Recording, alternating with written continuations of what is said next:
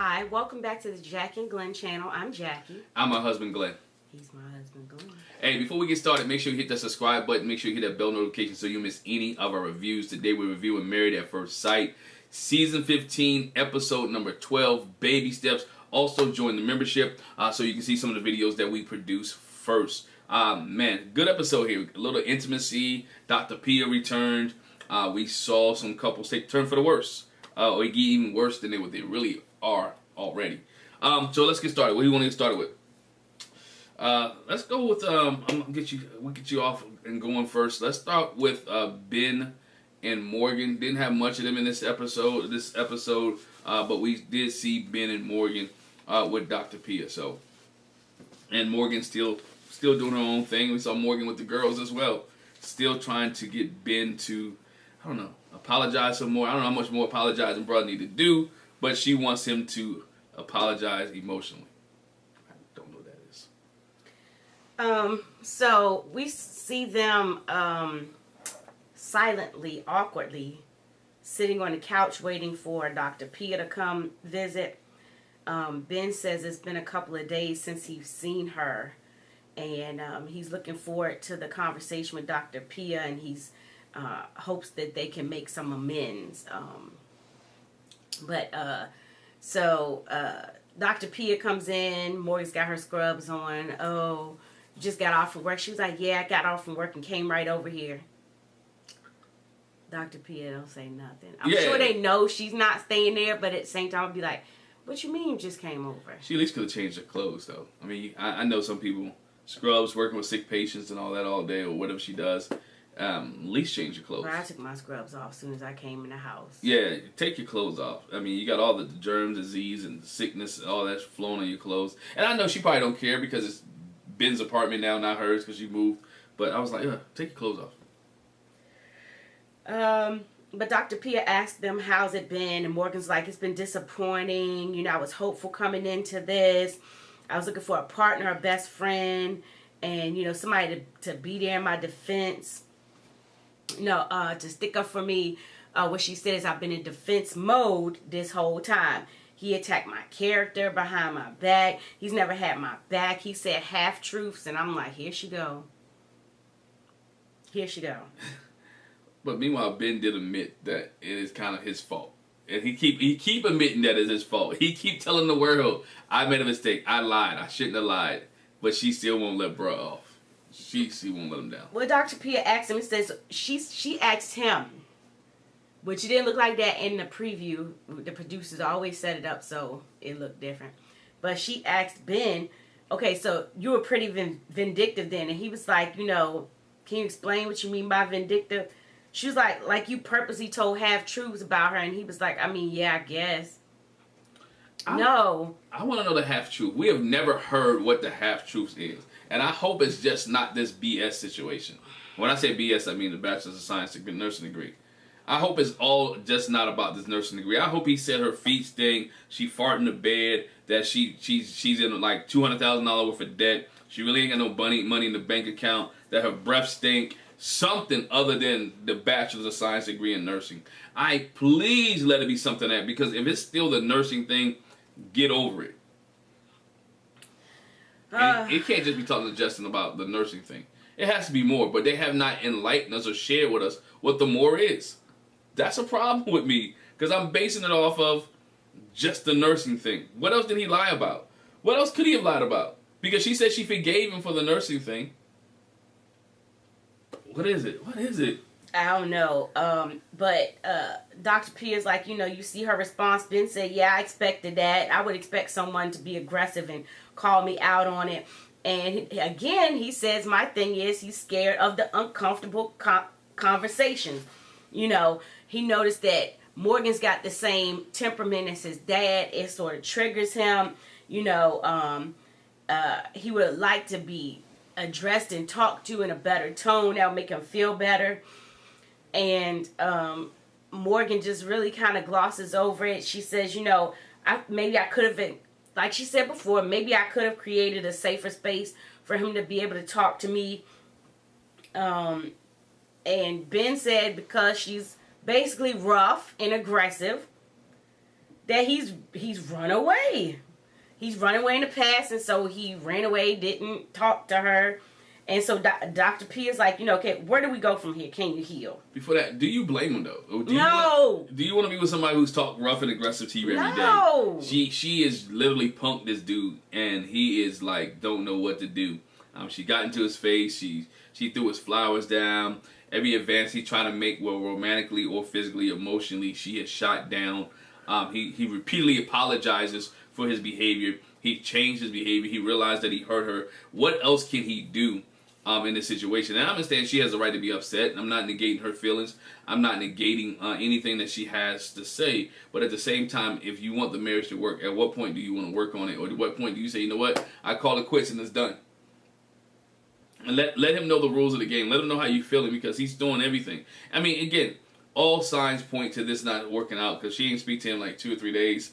Come on, it's gonna happen. So in answer to Dr. Pia's question, Morgan's like, I'm not sure where we go from here.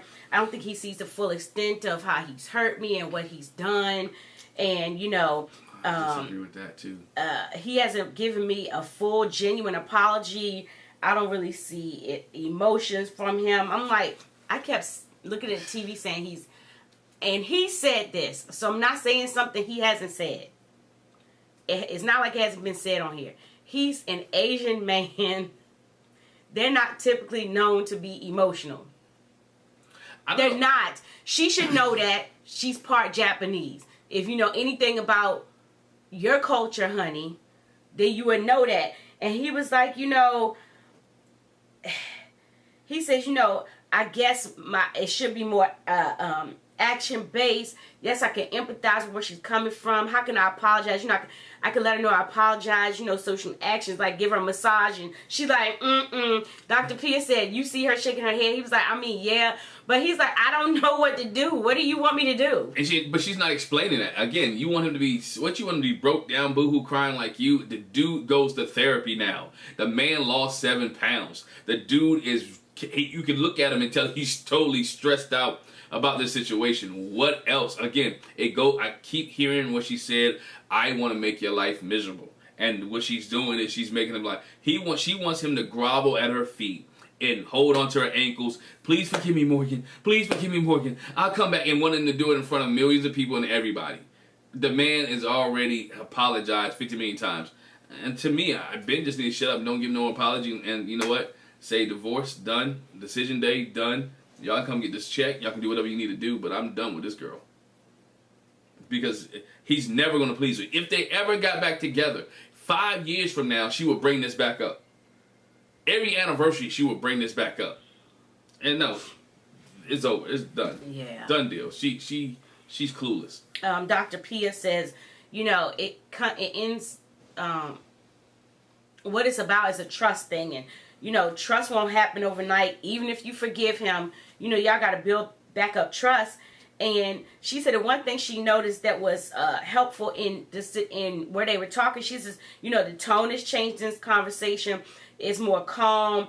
You're more opened up. Y'all's tone is matched. And, if y'all could continue having conversations like that, then it'll be better. He's just expressed, it's hard for me to articulate my words, to put into words what I'm thinking and what I'm feeling. So that's where he's having an issue, and she's not understanding. And I don't know how much more. I mean, like you said, the guy's, he's tearful, he's stressed out, he's losing weight, he can't sleep.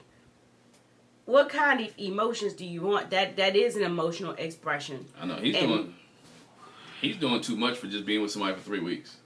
In my opinion. No, she worried that poor man's nerves. To be stressed that much for somebody that I barely know, right? For somebody who's I barely to know. I know and I understand he's a people pleaser. If I met you 3 weeks ago and all this transpired, I am not losing sleep nor losing 7 pounds. But that's because that's not your personality. But I mean, I know it's not my personality, but that's a people pleaser because she keeps showing you she doesn't want you, And at what point even if you're a people pleaser, and we were talking about this with Justin and Alexis, at what point if you're a people pleaser, do you keep trying to please people who don't want to be pleased? But he said that. He said just like when he was in school, that he didn't get he didn't like to get picked on, so he was overly nice, overly kind. That's just not even the people pleaser part. That's just like, I'm trying to do even more than I probably should. That's his personality.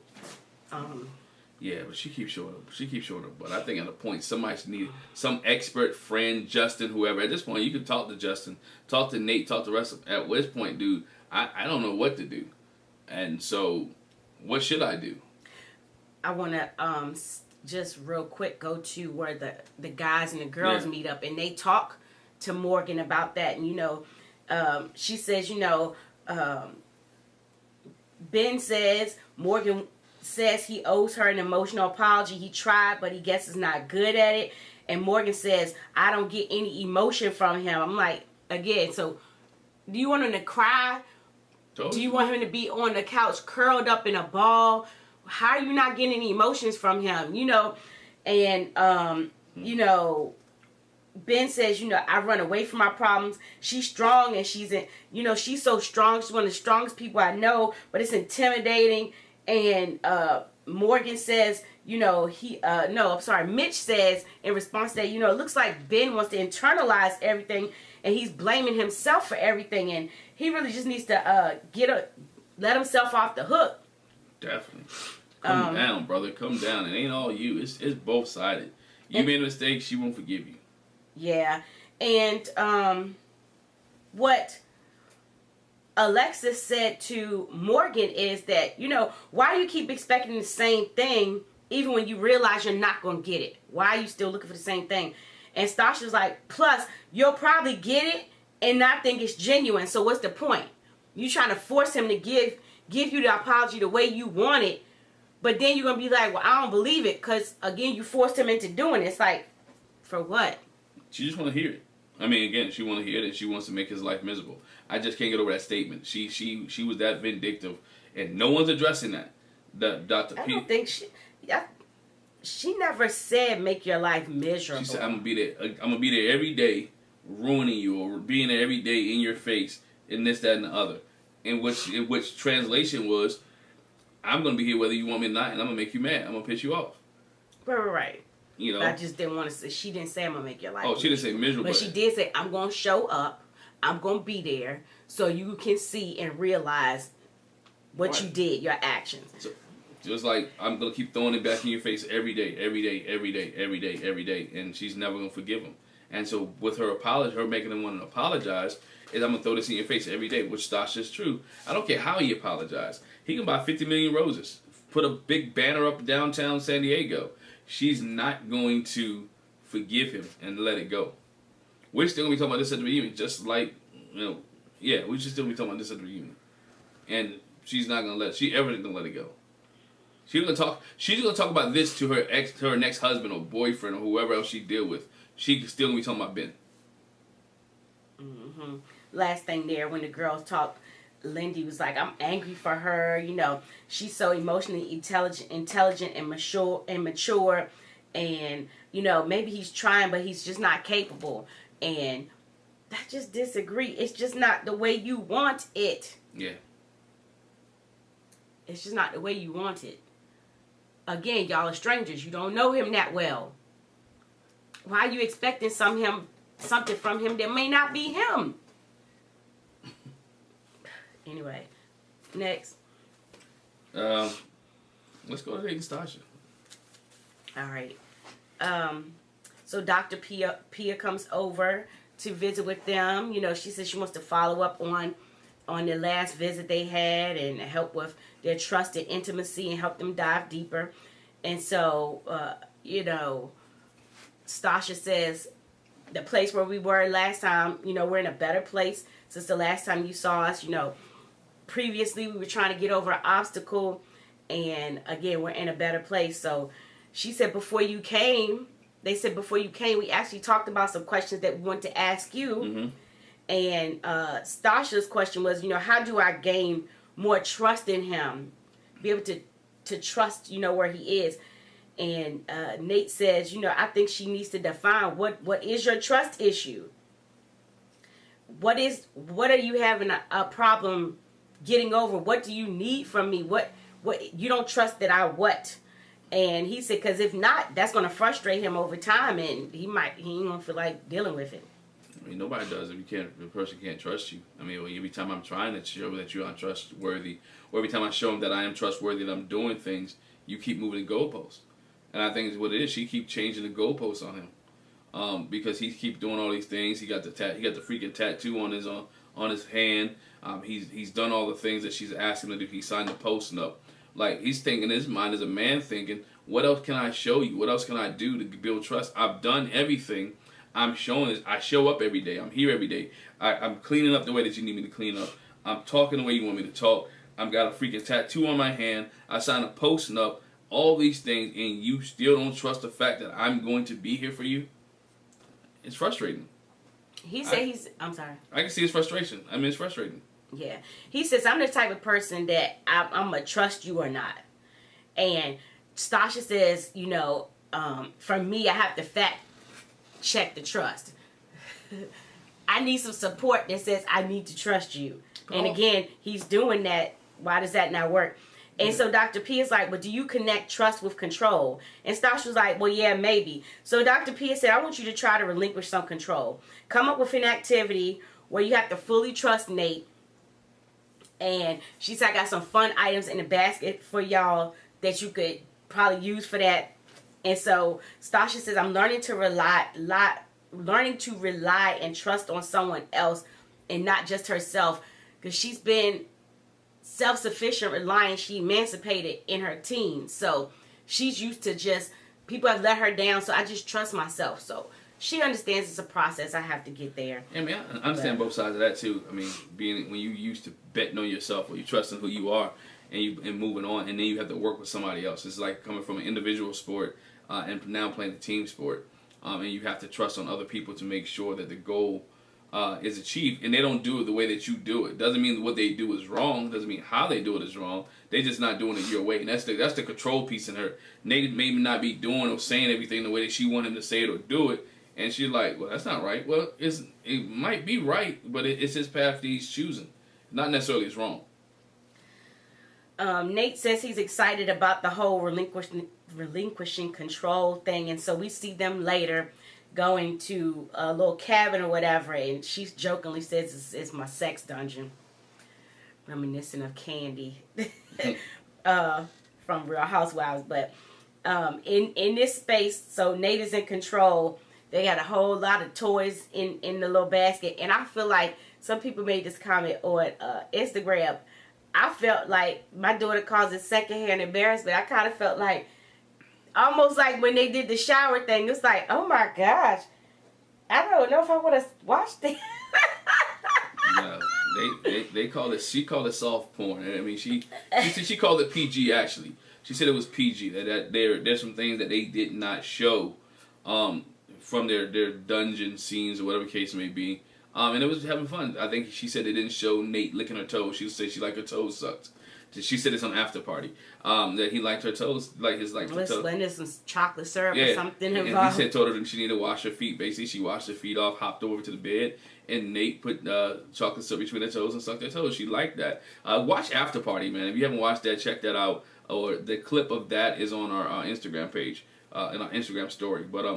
But he does that, so she relinquished control. I think her hands were handcuffed to the bed. No, they definitely were. And she was blindfolded. And she was blindfolded, and he was, underneath the covers, and she's giggling, and he says, "Open your mouth." She's like, "For what?" It was whipped cream, but even when he gave her the whipped cream, she spit it out. That was funny. He was like, "Why you spit it out?" And he was like, with everything in there, they had a little swing they could attach to the door frame, and he was like, "Yeah, it's about to get freaky in here." She was like, yeah, this is getting way out of control. And Stasha said she liked the swing, and she was at After Party. She was handing the swing out for everybody. You get a swing, and you get a swing, and you get some gifts, and everybody gets some gifts. And After Party was kind of hilarious with her, Beth, and Alexis talking about control. Because we know Beth with her BCS. Well, she said Jamie has evolved 1,000%. That he's no longer at basic Caucasian sex. But before, anyway, when they talked about it, she was like, I actually don't have a problem with it. Yeah, so she said Jamie is much more much more advanced now than what he did before or what he was doing before. So they talked about a whole bunch of other stuff, and Alexis brings up that she was getting that even Justin has learned some things from Nate and was bringing some things home for Nate, and it's weird, interesting. Some deep throat spray, some other stuff that was coming home, and toys and things like that. So seemed like Stasha and Nate are the freaky ones, and who would have thought that they said Nate was a freak in the sheets, that Stasha would be willing to match Nate's freakiness.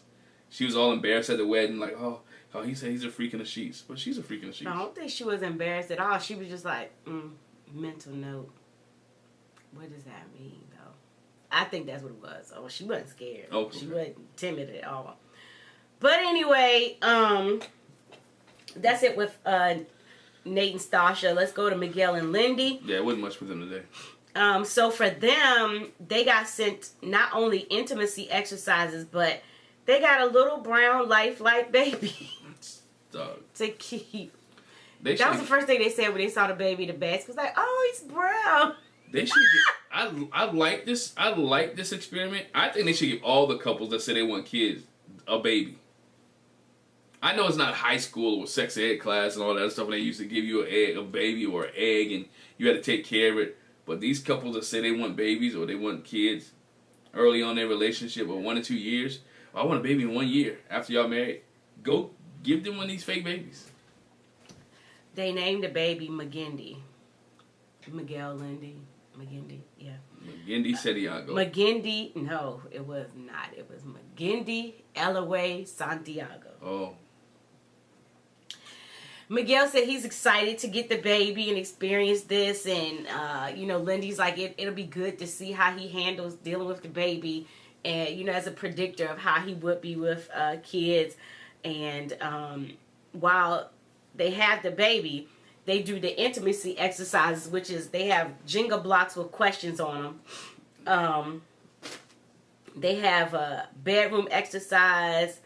They have to do for her, she liked to do the chocolate covered strawberries. Mm-hmm. They get the thing where you have to do a body shot. And she was like, I never did this before. How do you do it? And I swear she almost choked. She did on the alcohol. She opened her mouth wide enough like she did it before, so it was like no. She got the whole glass. She said, what?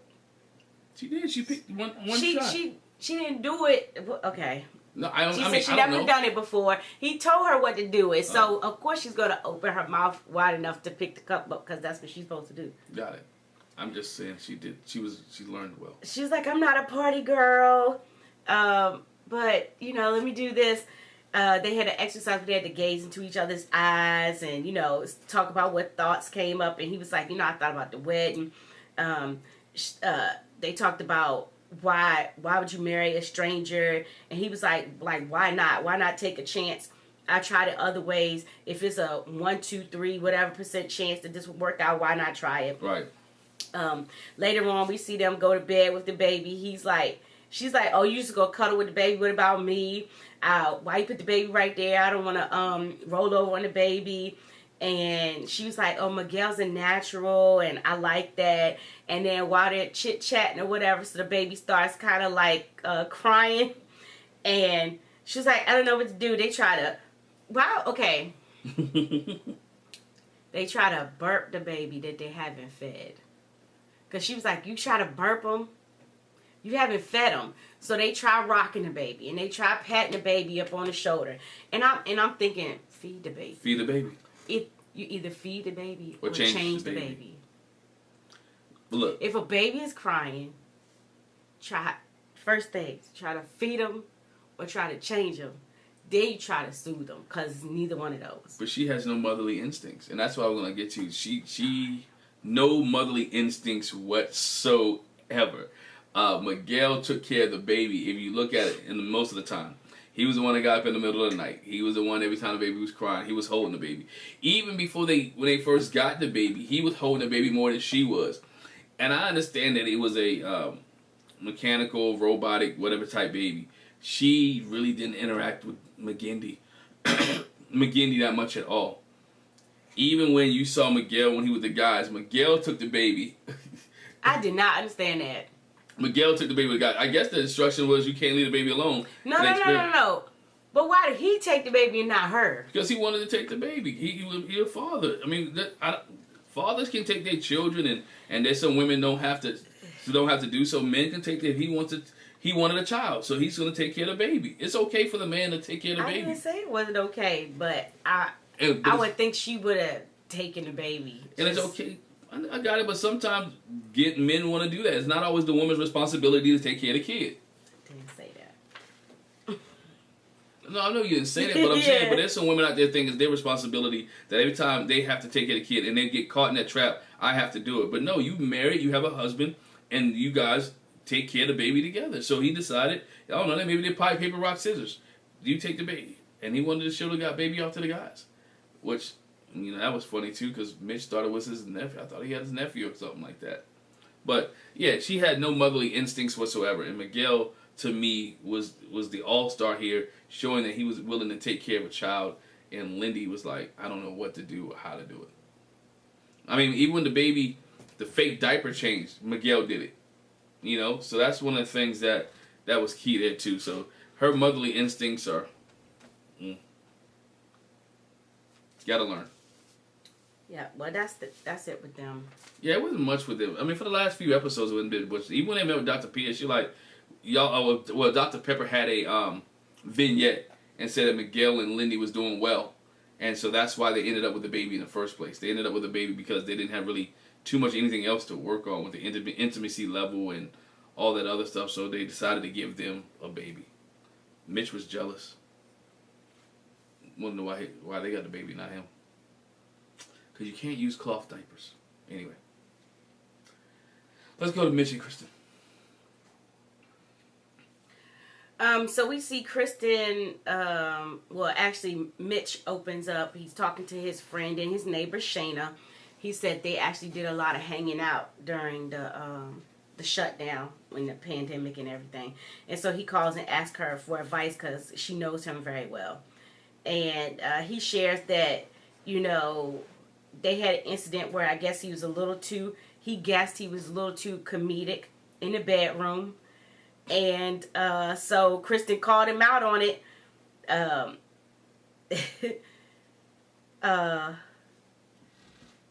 I wonder what was he doing? He said before, he said in a previous episode that sex is funny. And so he must have laughed about something. Nobody wants somebody laughing and giggling the whole time y'all having sex. Whatever she said to him and pointed out and called him out about, he said it kind of made him feel insecure and put me in a box like I can't be, make jokes when we had, and Shayna was like, well, think about it from her perspective. She's a stranger, y'all in a new relationship, trying to get used to each other and being intimate, and you joking during intimacy. Like, that's not a good idea. She might be self-conscious about herself, how she's doing, what she's doing, and you making jokes, and now she like, what the heck? And he was like, he said what she said affected him more than he thought. But Shayna's like, also, think from her perspective, as Shayna says, you need to talk to her about it and kind of show her that you can be mature and not make jokes, when it comes to the intimacy part. Probably why he didn't have a sex life prior to this. There's a lot of things when you talk about Mitch would be like, that's why you didn't have a sex life, because you're filthy, you're dirty, you're nasty. And when you do have sex, you're cracking jokes and lying you're cracking jokes all the time. And you're not serious. Nobody wants to do that. Nobody wants to hear jokes.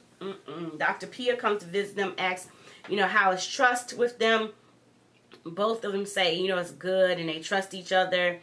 And, she's like, can we explore that? Let's get more data to dig deeper. And so she has some questions for them. Who is your childhood? He says, the question was, who's your childhood hero / heroine? He said, heroin. Heroin. That was so funny. I was like, heroin. Like, the female hero. You didn't? No. Okay, anyway. And so he was like, I was like really into action movies. The buff dude come along and saving the day. And he never actually said who his hero was. So I guess just all the action movie He was people. Arnold Schwarzenegger, Sylvester Stallone, like Dolph Lundgren, all those guys. And Dr. P was like, well, okay, so why is that? He was like, I guess from cultural conditioning, and I used to write stories and imagine myself being the superhero in it, you know, kind of like the protector and the savior. You know, I just imagine myself doing that. And so Kristen's response to who her heroine was in childhood, she said, it was my mom. My mom was a baddie. You know, she raised us as a single mom. You know, she's a Cuban immigrant. I think that's the first time we've heard that. Yeah, I didn't know she was Cuban. Yeah, that's the first time I heard that. No idea. That her mom was a Cuban immigrant, and she worked her way up from the bottom to the point where she's now extremely wealthy. And, you know, not that we're bragging in that, but she worked herself to that point. And so he interrupts her and is like, but did you feel that way as a child? And she's like, yeah, I'm answering the question.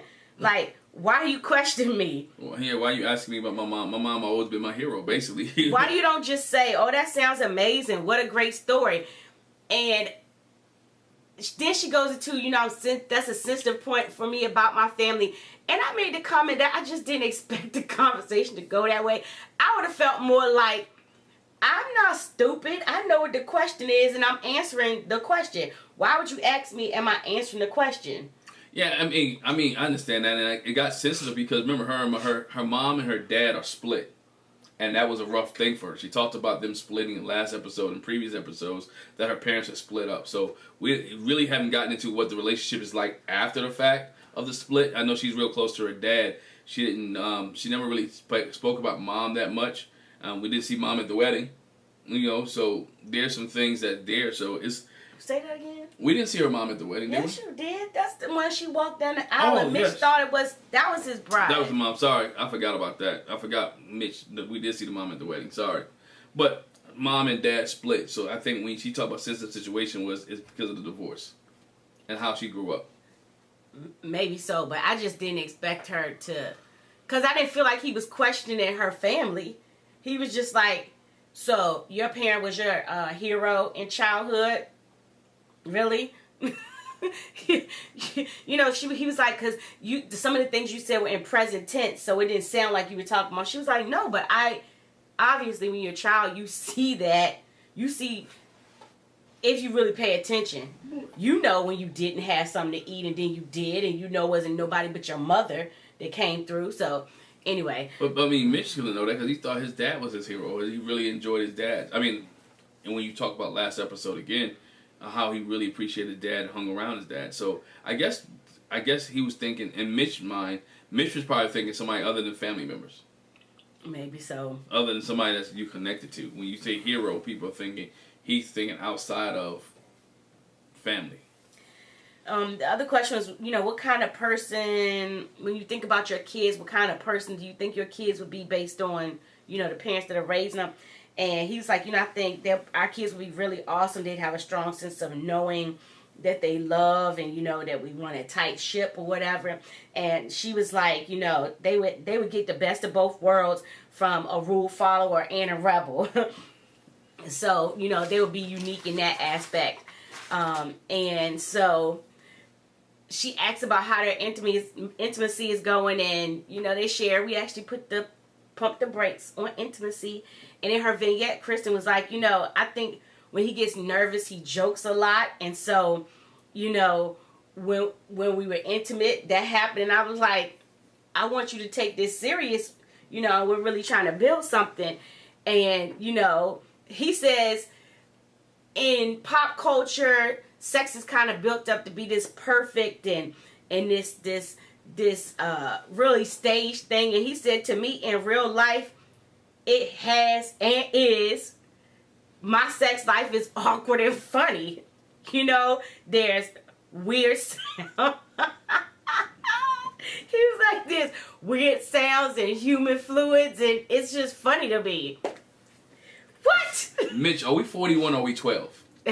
Are we 41 or 12? How old are we, right?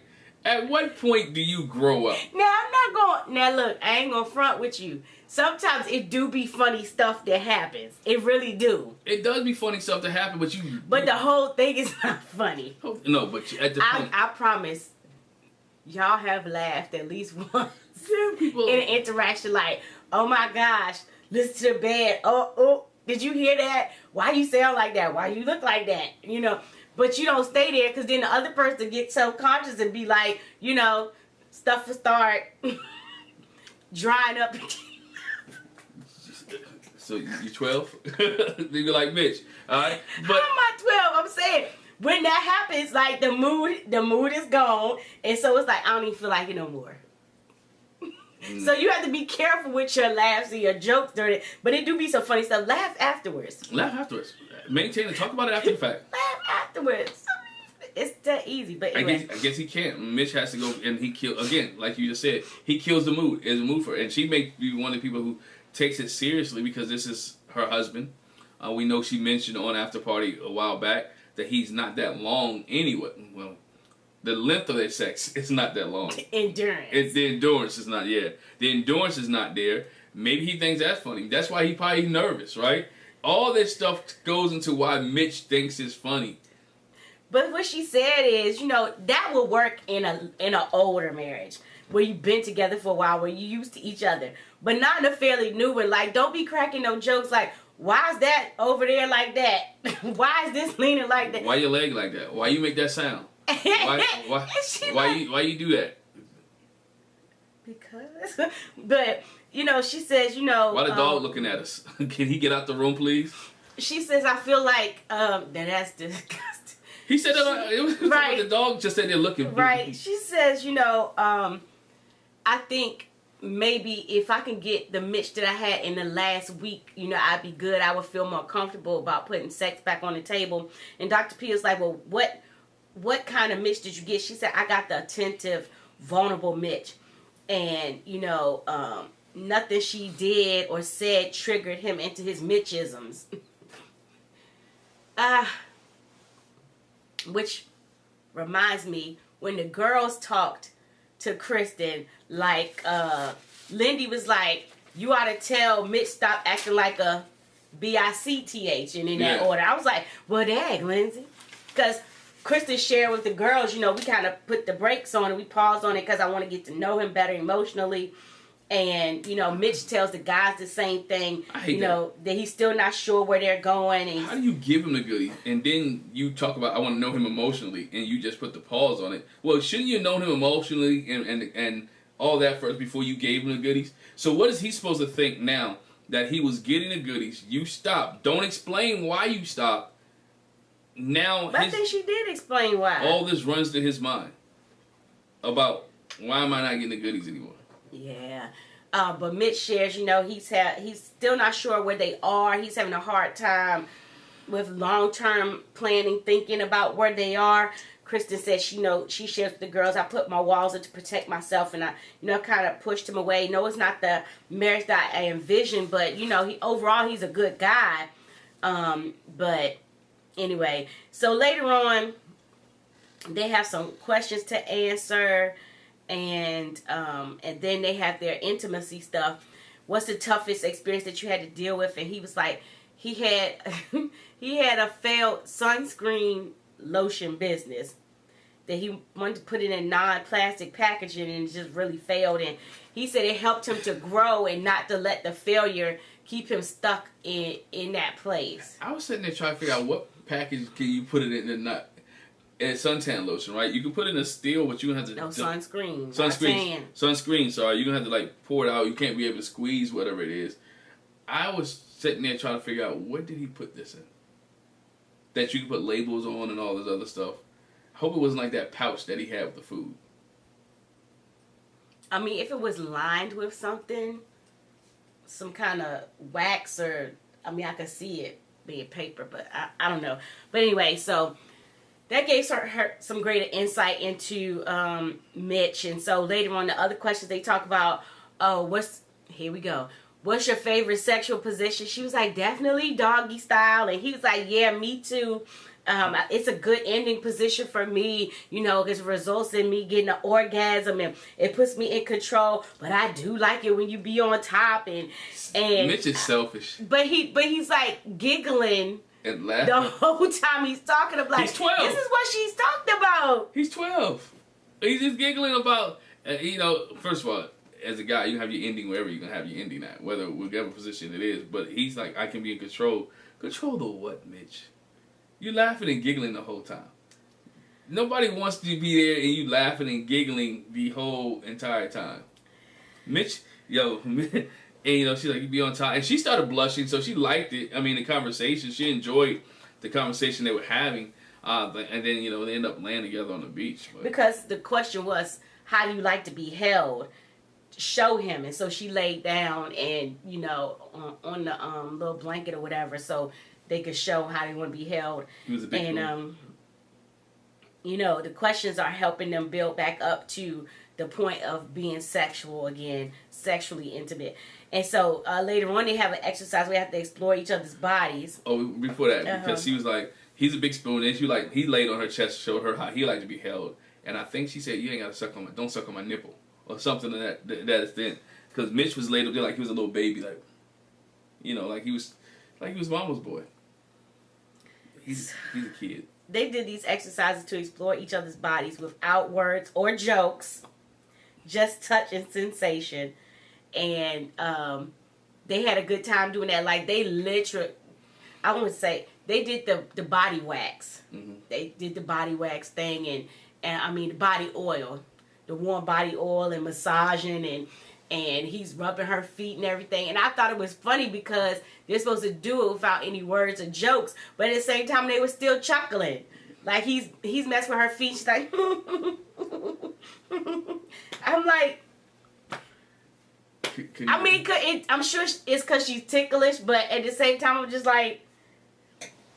Failed. Same thing. Failed. It's the same It's a fail. thing. You didn't follow instructions. Failed. They failed. But nah, their intimacy did pick up. It's just the laughing and giggling that needs to stop. And I don't know how you stop that because we don't have the laughing and giggling. So. Say what now? I said I don't know how you stop the laughing and giggling with them. And I said we don't have that too much laughing and giggling. Not going anywhere. First of all, I feel like that's TMI. That's none of your business. Oh. That ain't none of y'all's business. But I am ticklish, so I disagree. I'm ticklish, so I'm gonna giggle. Okay. But it's not embarrassing. No, but. I mean, after 20-some years. Just don't be looking. After 20-some years, I should know where you laugh and giggle at in the tickle spots. I mean, just saying. I want you, when this goes out, make sure you put TMI on the screen. Yeah, I might do that. I don't know. TMI, please do it. But anyway, last but not least, the train wreck of the night was Alexis and Justin. Yep. And it starts with them having a conversation about her hanging out with her friends on the weekend. Why can't I have 2 hours with my friends on the weekend? And he was like, but I feel like you need a balance. And she says, you're trying to make this my issue. His issue is you go out every weekend to the club. And she's like, I just want you to realize it's only one day. She said, you ain't going to smother me. I don't feel like I need to be up under you 24/7. And about that time, Dr. Pia comes and she was like, hey, I heard some commotion outside. What's going on? It was like, well, I mean, we was discussing something, not really commotion. Nobody's mad or nothing. But while you're here, I think they were a little mad. She was sipping a little bit. I think she might have been feeling a little good too, though. Because she barely gave Dr. Pia a hug when she came in. Yeah. She tapped her. Yeah, I think she was sipping a little bit on that scissor. I think she was warm about the conversation. But they were like, no, we were just having a passionate conversation. And Justin was like, I was talking about the fact that, I feel like you need a balance in marriage. Every weekend she goes out with her friends and it just seems like she's trying to still live a single lifestyle, but we're married. And Alexa's like, I do go out. I have a large group of friends. I like hanging out with my friends. And, we don't always go to the club. We might go to brunch. But, I only go out one day over the weekend. I'm only out for 2 hours. She even talked about how one time she was only out for an hour and a half. Anyway. No, I want to go here, please. Or we do. I just failed to believe that you was out for only 2 hours, let alone now you might have been at brunch for an hour and a half. I find it hard to believe you was at the club for 2 hours. But Justin didn't deny it though. He didn't say no, she wasn't, and that was an opportunity. So I really take her at face value that she went out. She intentionally went out for 2 hours. She said she didn't stay the whole night. And we had this conversation. We went into a whole different thing, which I think should be a podcast on our Matrimony Thoughts podcast. What's the problem with him hanging out with her friends? Because he said it wasn't necessarily the 2 hours. It was the club. Because he went and said, I don't care if you go bowling, just don't hang out at the club. Because it's people at the club. It's I'm gonna call it. It be nasty, filthy, flirty, pervy men at the club, and some women. And so you're putting yourself in a predicament where you had those nasty, flirty, pervy people trying to hit on you. And not that I don't trust you, I don't trust them. And you get the little licks in you. You be drinking a little alcohol. Y'all, everybody in the club feeling tipsy. And ain't no telling. And so, get tipsy at brunch when it's just y'all. And the men there is the waiters. As I mentioned too, there is a element of this where, to me, if you looked at After Party again, which we did, she said, I invited Justin to go with me and my friends. But that's not his scene. That's nice that you invited him, but why am I going to go do something that I don't like? Like, the club is just not my thing. That's some things that your spouse does that you want to include them in, and they could be like, I don't necessarily, and this is not me, but my spouse likes sports. I don't particularly like sports. I'll sit there and watch it with you. I can, go through it. But for some people, it's just like, I don't want to go to the club. I've never been a club person, and I don't like it. Because what I'm going to do is sit there and just look stupid. I can't dance. I'm too long and lanky to look right on a dance floor. You ain't going to want to dance with me because you with your girlfriends. That's what females do when they go to the club, If you with your big old group of friends, you're going to be hanging with your friends. One point that you made is that she never actually did say girlfriends. Right. So it may be some guys, and maybe that's what bothered him too, but... And it's her dudes that she hung out with, because we really didn't see too many girls that she hung out with. Well, they showed us and they introduced us with Alexis with all these guys that she hangs out with. And that might be the really issue, is that he don't want her to go to the club, hang out with guys.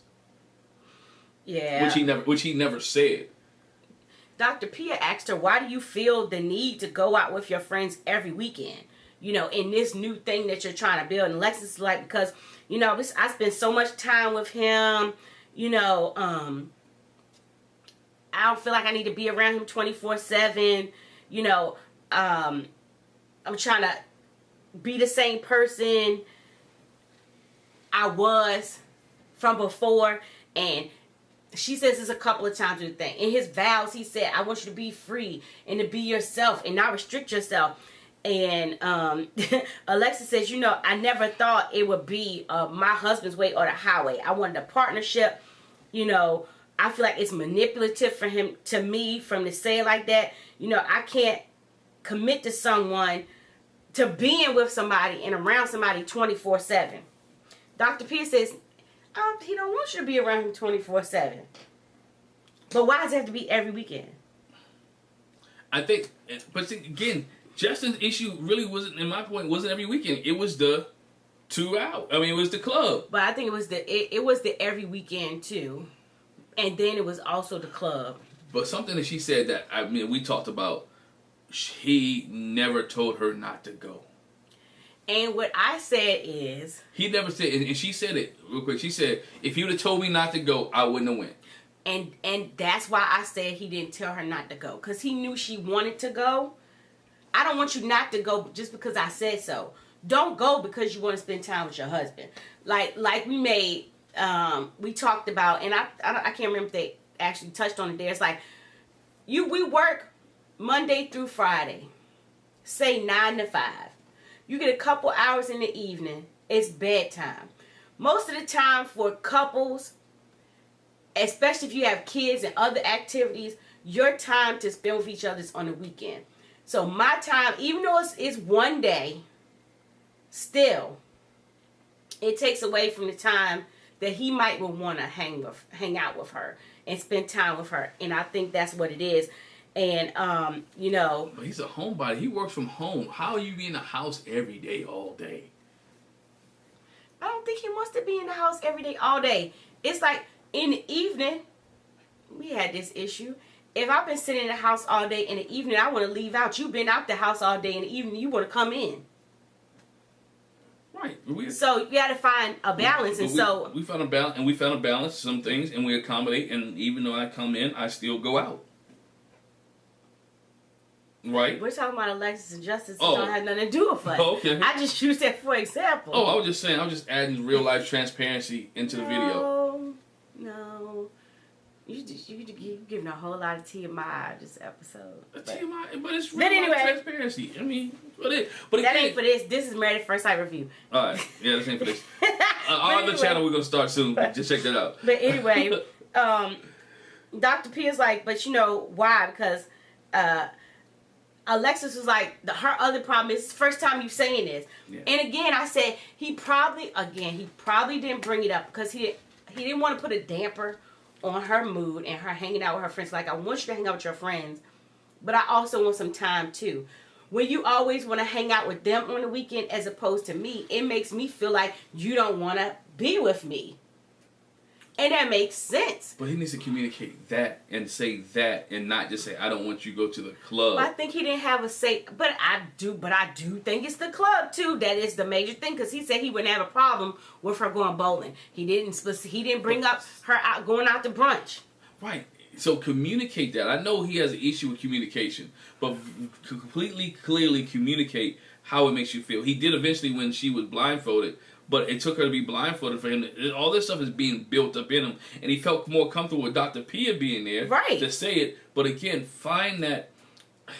It almost made me think, if Ben is talking to Justin, who's having these issues, what are they talking to each other about? And how are they helping each other? I don't think they're helping each other, except to vent. I really do think that. That's why, again, I don't even know why Morgan got an issue. Because this could be fixed. Ben could have been like, Justin could have been like, blah, blah, blah, blah, blah, blah. What do y'all think about this? You know, how should I handle this situation? Ben ain't the one to... But I'm just saying, I know Ben is not the same one to answer that, but I'm saying there's these other guys. But I'm just answering your question. That's what I'm saying. They are just venting to each other. It's no way.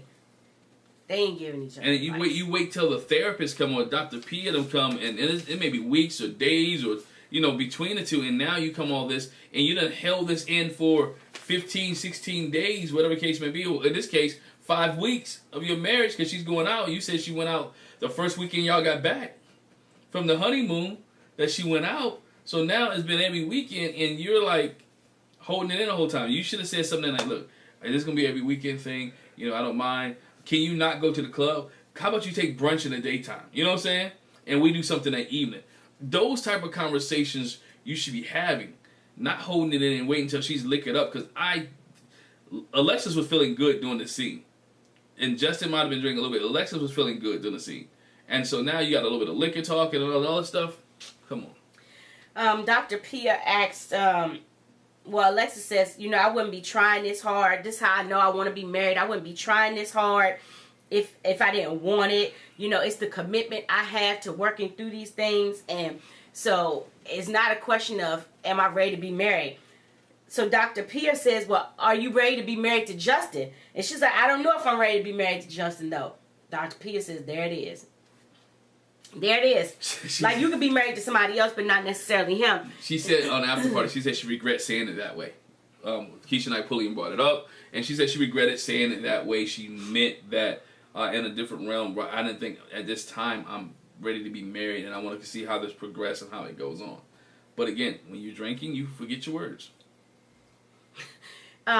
Justin said it was hard for him to hear that. He came in and his mind was made up.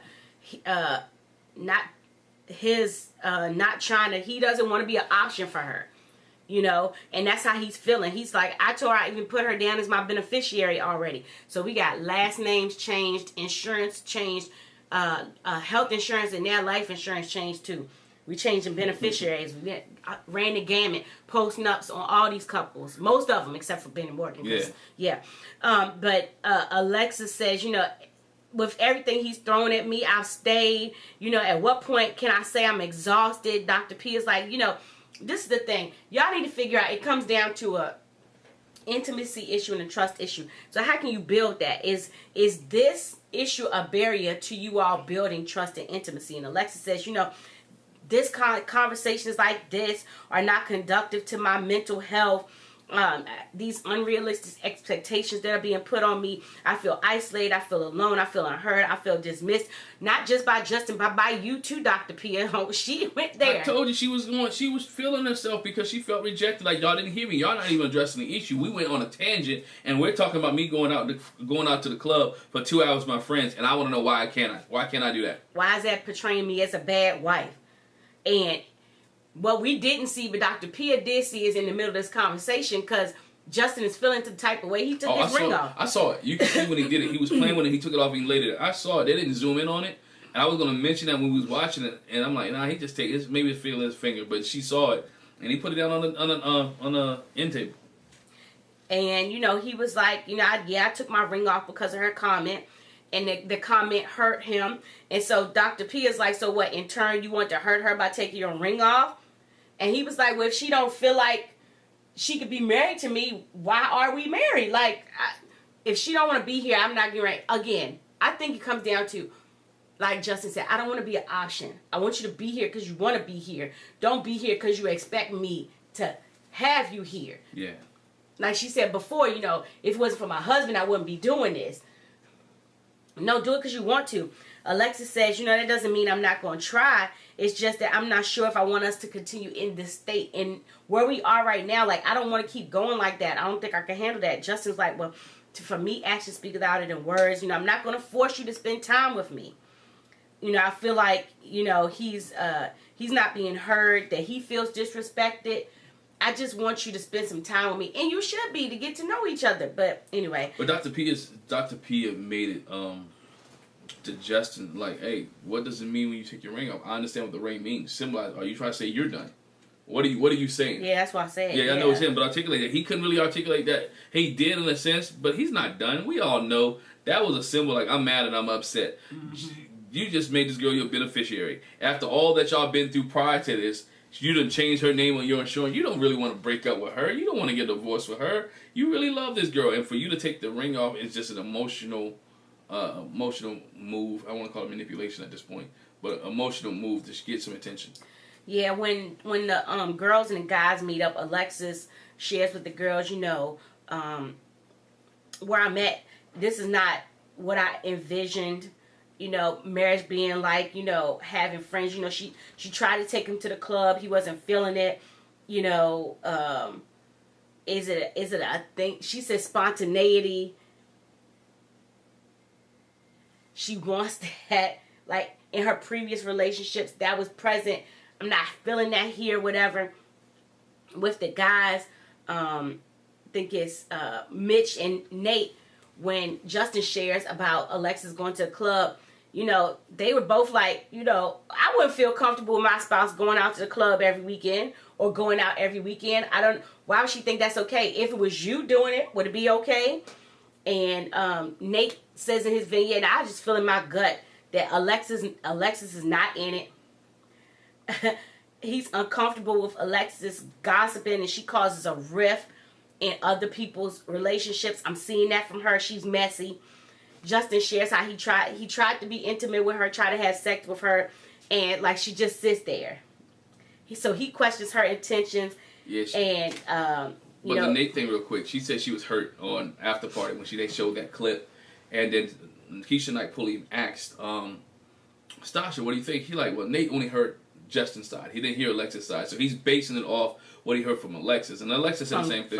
From Justin. And Alexis said the same thing. Yeah, most of the guys are probably takes because they heard from what they heard the person, the guy's side. Same thing they did when they heard Morgan's side. So, and there are two sides to every story. Of course, she's not intimate with you, dog. She's not feeling you, right? You can't feel it. Or when we see later on, when there is a moment in which she's trying to feel you and try to get some loving, you kill the mood. He kills the mood. He was real quick, let me finish, because we're going there real quick. And so, with that, Justin shares with the guys what Alexis said. I don't know if I'm ready to be married to Justin, and the guys were like, it was upsetting for him, having him share that with them. And Nate was like, well, do you still want to be married to her? And Justin's like, I don't know. After that, like, I'm all in, but again, I don't want to be with somebody that don't want to be with me. Yeah. So later on, as Justin and Alexis talk, she talked about how she latched on to what he said in the vows, like I touched on before, that he wanted his spouse to be free and to be herself. And he says, yeah, but don't forget about me. She says, I'm not a homebody. He says, well, stay home sometimes. She says, you underestimate the level of turn up that I have. Because she said, I could go out every day. Mm-hmm. I could be at the club every night. I could really show out. But yeah. I don't. And so what upsets her is when he's not himself, she doesn't feel like she knows him that well, and or that he's got her back. Like, I don't, and Justin says that too. It's like, you don't really get me. She feel like she don't know him. He feel like you don't get me. They both saying the same thing. They're saying the same thing. And she doesn't. She wants him to appreciate the fact that she only goes out for 2 hours.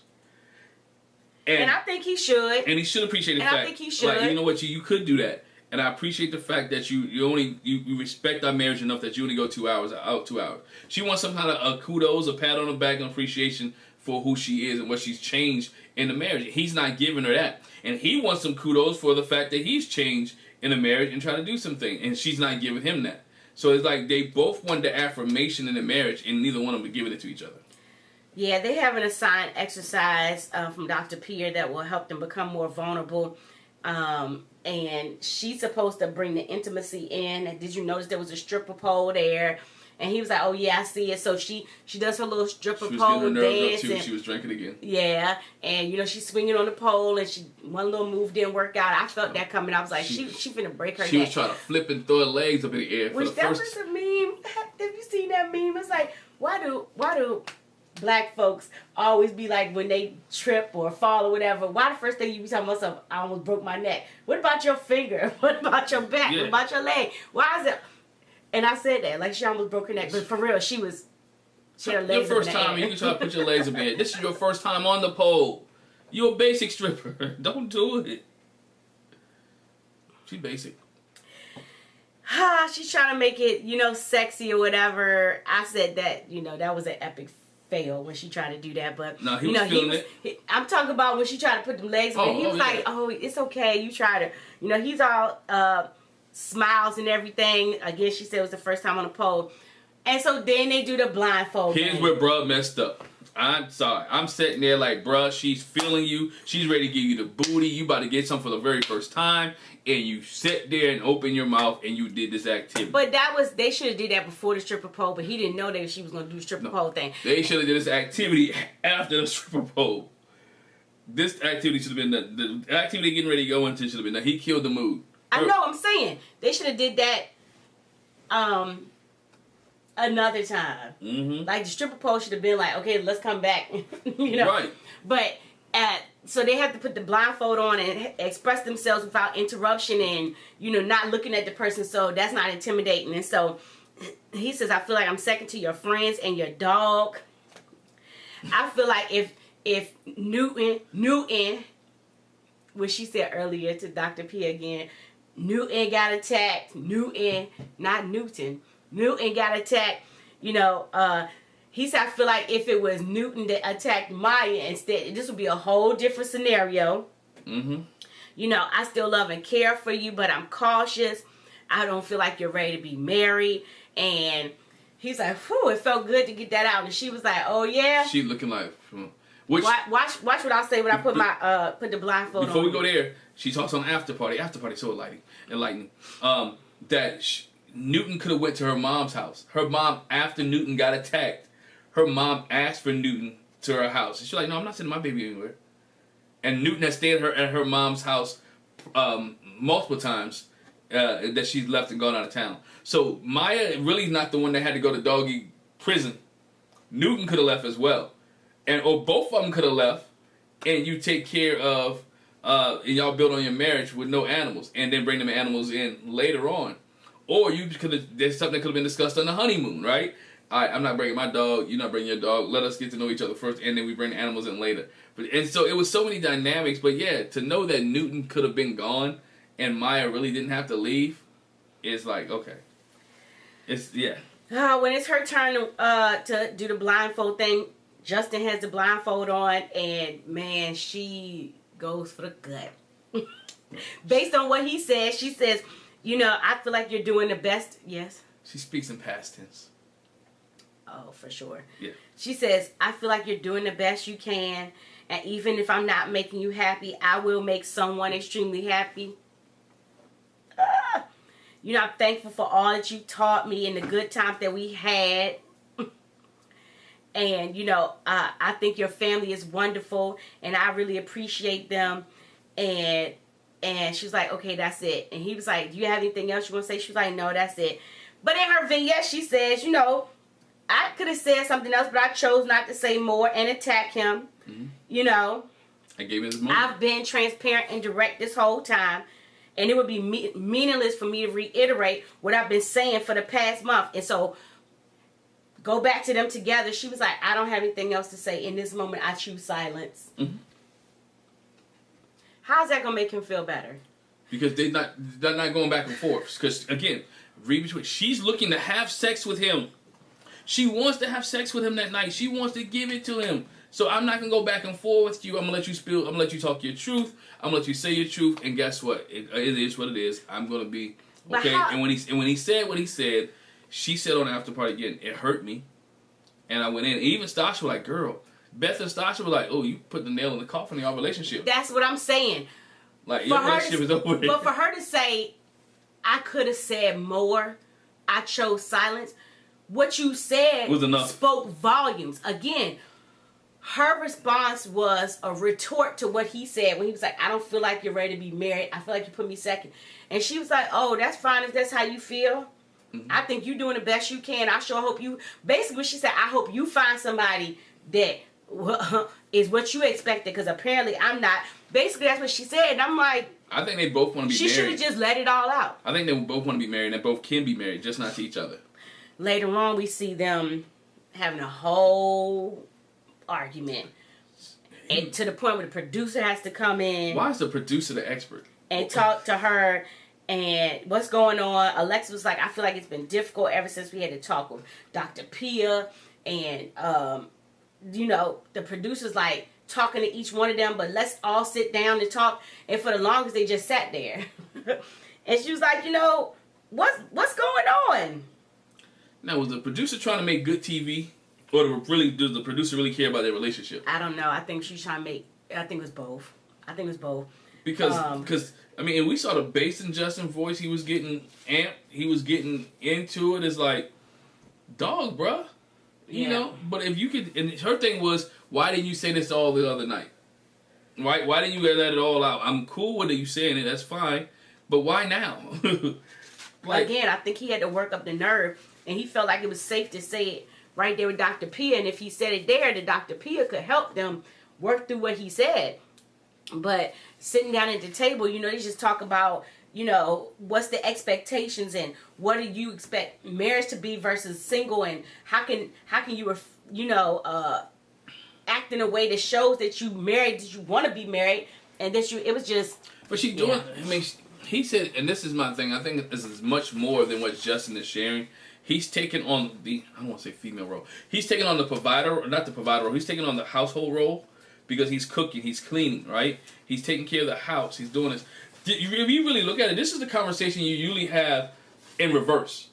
The woman usually is asking the man, can you stay home? Why you want to go out to the club? Why you want to hang out? Why you doing this? And well, I've been home all day. I done watched the kids. I done took care of the clothes. I done did all this. Their roles have reversed in this conversation. And he feel like I'm the homebody, you're the out person. And it's like, dog, she wants you to be out too. She wants to go with you. Now y'all just got to sit down and figure out what can we do together that doesn't coincide. And this simple situation is very simple. All right, can we go out to dinner, or can we go out bowling, and then you can go to the club? Or can you limit the club, not every week, but every other week, right? She said that on an after party, whether she lied or not, that they had talked about going out every 2 weeks, whatever case may be. So it's like the arguments they're having, if they just step back and look and listen to themselves, it can be easily fixed and compromised. But I don't think neither one of them want to compromise it. They want a perfect marriage. There's no perfect marriage. There's no perfect marriage. There's always issues in marriage. It's about how you handle the issue and how you feel it. And I don't feel Alexis, she don't want to lose herself. But again, can your friends come to the house? You know what I'm saying? Can we have a cookout there? Can your friends come over? Can we go play cards? Can we do this? And I think her issue is her 2 hours at the club on weekends is probably an outlet, because we filmed all week with Married at First Sight. We got we got call times. I done worked all week. I done dealt with you all week, and I just need 2 hours to myself. And my 2 hours to myself or 2 hours doing when I feel normal, is at the club. Right. I mean, I think that's what it boils down to, but they're not articulating that or sharing that way. And he's not sharing, okay, your 2 hours, so can we do 2 hours together? Can we relax? And I'll give you your 2 hours to do what you need to do. So we'll see. We'll see how that goes, but that is the review for this week. Y'all leave a comment in the comment section below. Let us know what you think. I got a poll up on our page in the community for those in the community. Is Alexis wrong for wanting to go out to the club with her friends for 2 hours? As the time of this video, 52% of you guys believe that Alexis is wrong. 29% says that Justin is wrong. And 19% of you guys just don't care either way. So we'll see. You leave a comment there. Go ahead and vote in the poll on our community. We'll leave that one up as well. Make sure you hit the subscribe button. Make sure you hit the bell notification. Make sure you make sure you join our membership. All right. Make sure you do that as well. Look for bigger and better things from Jack and Glenn here coming in the near future.